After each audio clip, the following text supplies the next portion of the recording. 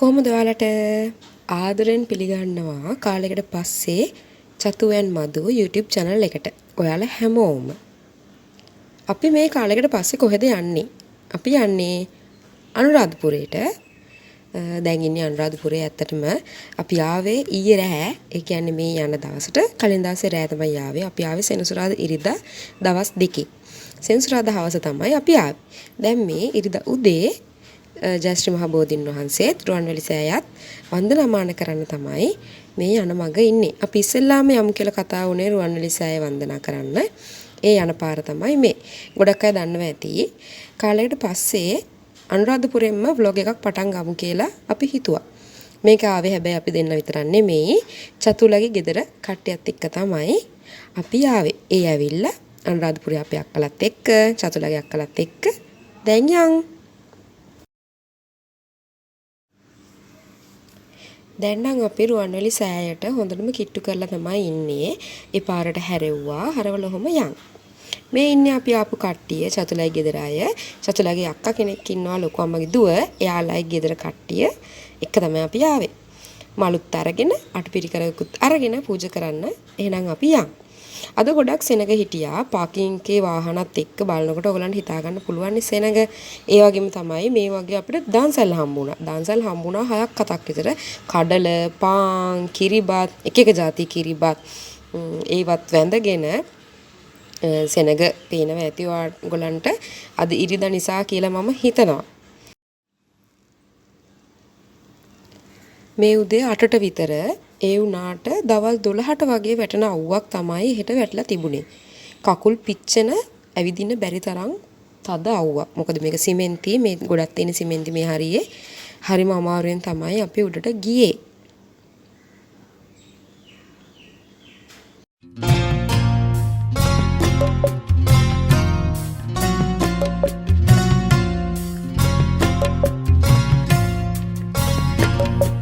ඔබේ නමින් සෑය බඳිමි. මල් ටිකට පැන් ටිකක් ඉහ ගත්තා. කොච්චරද අවුව කියනවා නම් මගේ මල් ටික පර වෙලා. අපි කිරිබත් හදාගෙන ආවා. අපි කියන්නේ ඇත්තටම ගීතක්ක තමයි හැදුවේ. කිරිබිඩි පූජාවක් කළා සන්නමාලි සෑය වහන්සේට. සන්නමාලි කියලාත් කියනවා නේද? රුවන්වැලි සෑය වහන්සේට. කිරිපිටි පූජාවක් කරා. එයාම හදලා එයාගේ අතින්ම ප්ලාස්ටික් කරන විදිය තමයි මේ. මොකද අපි ගමන් මහන්සියට ඇත්තටම නිදාගත්තා උදේ. මේනේ අපේ ගීතක්කා. ඔයිනේ අපේ චතුගේ අම්මා. එයාත් ඉතින් බලාගෙන ඉන්නවා. මොකද අපි කවුරුත් දන්නේ නැහැ මෙයා උදේ නැගිටලා කිරිබත් ප්ලාස්ටික් කරලා කිරිපිඩු පූජා කරමු කියලා රැ කතා වුණාට අපි නැගිට්ටේ නැහැ උදේ. ඔය තියෙන්නේ අපි පූජා කරන්න ප්ලාස්ටික් කරපු කිරිපිඩු පූජාව. සෑය බඳිමි විමානයෙන් බසිනු මැනවි. ඔබේ නමින් සෑය බඳිමි විමානයෙන් බසිනු මැනවි. ස්වර්ණමාලියේ රූපර ස්වර්ණමාලියේ ස්වර්ණමාලියේ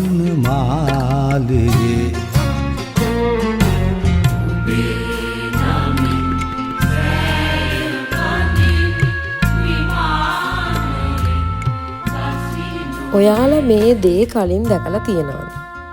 මම නම් කලින් දැකලා නෑ. මම දැක්කේ පළවෙනි වතාවට. ඒ නිසා මම මේක වීඩියෝ කරා. මට බලන්න, ඒ වගේම මං වගේම කලින් දැකලා නැති කට්ටියට බලන්න. මේක කප්රුක් පූජාවක්. කප්රුක් පූජාවක් මම දැකලා තියෙනවා. හැබැයි අපි කප්රුක අත ගහලා හැමෝටම අත ගස්සන්න සලස්වලා අපි පූජා කරනවානේ ස්වාමින් වහන්සේ නමකට.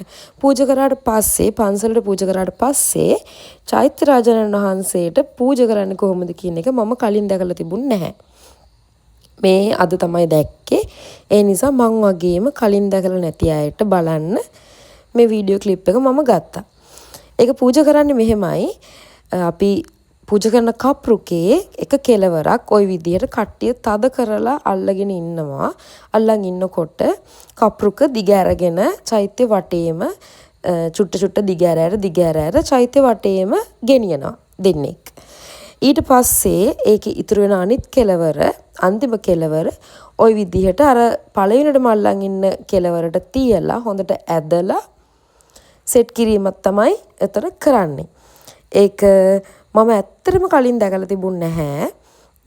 මේ විදිහට මගෙත් කල්පනා කරා මේ ඇත්තටම ගොඩ අවුවයි මෙතන තියෙන සිමෙන්ති රත් වෙනවා. ඒ කොච්චර අවුවේ වුණත් මේ කපුරු පූජාව කොච්චර ලස්සනට මෙයාලා කරනවාද කියලා බලන්නකෝ. දැන් අපි රුවන්වැලි සෑයෙන් ජයශ්‍රී මහ බෝධීන් වහන්සේ වඳින්න යන මග තමයි ඉන්නේ. ළඟ මග කියන්නේ ළඟ. ඇත්තටම එතන ළඟම තමයි ඉන්නේ. අපි වාහනෙන් තමයි ගියේ. මොකද මේ අමාරුයි අවුවේ යන්න එන්න ගියාම පිච්චෙනවා කකුල් දෙක. ඒ නිසා අපි තීරණය කරා වාහනෙන්ම යමු කියන එක. ජයශ්‍රී මහ බෝධීන් වහන්සේ ළඟට. අර විදිහටම අටපිරිකරයකුත් අපි පූජා කරා ජයශ්‍රී මහ බෝධීන් වහන්සේට. එදා ගොඩක් සෙනග රුවන්වැලි සෑය වගේම ජයශ්‍රී මහ බෝධීන් වහන්සේ ළඟත් ගොඩාක් සෙනග ওই විදිහට අවුවේ අපි අමාරුවෙන් ජයශ්‍රී මහ බෝධීන් වහන්සේත් වන්දනා කරගත්තා. ජයශ්‍රී මහ බෝධීන් වහන්සේටත් අපි කිරිපිඩු පූජා කළා, අටපිරිකරක් පූජා කළා. හැබැයි මම කැමති නැහැ මේ වගේ ගොඩ සෙනග ඉන්න තැනක වඳින්න. වඳින්න කියන්නේ මට ඕනේ පන්සලකට උනත් ගොඩක් සෙනග නැති තැන්වලට ගියාම තමයි අපේ හිත නිවෙන්නේ. මොකද ගොඩක් සෙනග අස්සේ මං ආස නෑ එහෙම වන්දනා කරන්න. මේ වගේ අපි මෙතින් අපි පූජා කරපු අටපිරිකර අපි අයියා අතින් තමයි පූජා කළේ. අපිට උඩට යන්න දෙන්නේ නැති නිසා අපි යාළට බාර දුන්නා. ජයශ්‍රී මහ බෝධීන් පස්සේ දැන් ওই ගෙදර යන්න එළියට ඇවිල්ලා යන ගමන් තමයි ඉන්නේ. අපි හැබැයි මේ යන්නේ ගෙදර නෙමෙයි. අපි අනුරාධපුරයේම තමයි ඉන්නේ අද හවස් වෙනකම්. හවස අපි පොඩි ගමනක් යනවා. ඒකේ vlog එක මේකට පස්සේ part 2 විදියට මම දානවා. ඒකත් බලන්න අපි කොහෙද ගියේ කියලා. එහෙනම් thanks for the watching.